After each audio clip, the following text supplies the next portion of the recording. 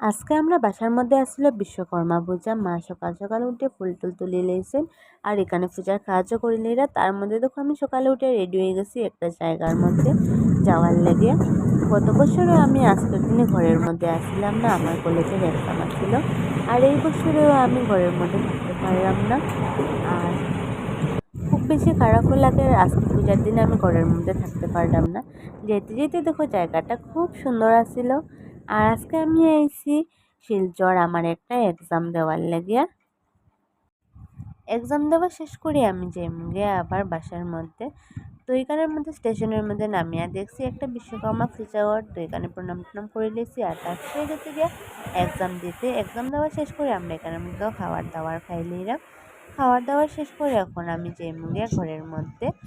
আর যেতে যেতে অনেকটা সন্ধ্যা হয়ে গেছিলো আর ঘরে যেতে যেতে রাত্রেও হয়ে গেছিলো।